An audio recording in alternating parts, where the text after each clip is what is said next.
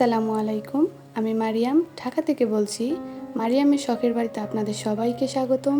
চলে আসছি আরও একটি নতুন ভিডিও নিয়ে। আশা করছি আপনাদের কাছে খুব ভালো লাগবে।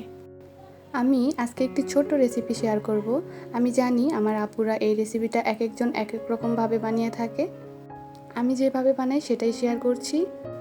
প্রথমেই টমেটোগুলোকে ধুয়ে একটা কড়াইয়ে খুবই সামান্য পরিমাণ তেল দিয়ে এবং গরম করে সেই গরম তেলে আমরা টমেটোগুলোকে দিয়ে কিছুক্ষণ সিদ্ধ করে নেব। আর এই তেল দেওয়ার কারণ হচ্ছে যাতে টমেটোগুলো কড়াইয়ে লেগে না যায়, আর টমেটো ভর্তা করলে সেটাতে একটা স্পাইসি ভাব আসে। আমি কিন্তু এখানে একদমই পানি ব্যবহার করব না। পানি ব্যবহার করলে ভর্তাটা খেতে মজা হয় না। এক পাশে যখন একটু পোড়া পোড়া ভাব চলে এসছে, এই সময় আমি এটিকে উল্টিয়ে দিয়েছি এবং সাথে কিছু কাঁচামরিচ দিয়ে দিয়েছি।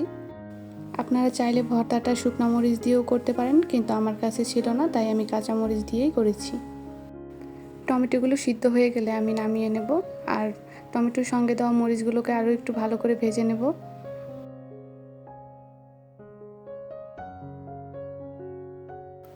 এরপর কড়াইয়ে একটু সরিষার তেল দিয়ে তার মধ্যে আমি কুচি করে রাখা পেঁয়াজগুলোকে দিয়ে হালকা করে ভেজে নেব। আমি পেঁয়াজগুলোকে একদম লাল লাল করব না, জাস্ট কাঁচা ভাবটা দূর হওয়ার জন্য অল্প একটু করে ভেজে নেব। টমেটোগুলো ঠান্ডা হয়ে যাওয়ার পর এর গা থেকে আমি চামড়াগুলোকে তুলে ফেলে দেব।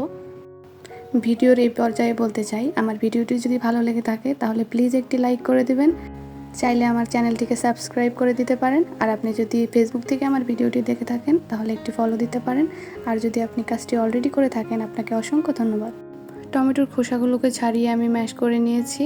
তারপর ভেজে রাখা পেঁয়াজ, মরিচ, লবণ একসাথে মেখে টমেটোর সাথে মিশিয়ে নেব সুন্দর করে। আর এই কাজটি আমি হাত দিয়েই করছি, কারণ আমার কাছে মনে হয় ভর্তার প্রকৃত স্বাদ মূলত হাতে মেখেই পাওয়া যায়। আপনারা চাইলে এই ভর্তায় ধনিয়া পাতা দিতে পারেন। আমি যেহেতু ধনিয়া পাতা পছন্দ করি না, তাই আমি আর দেইনি।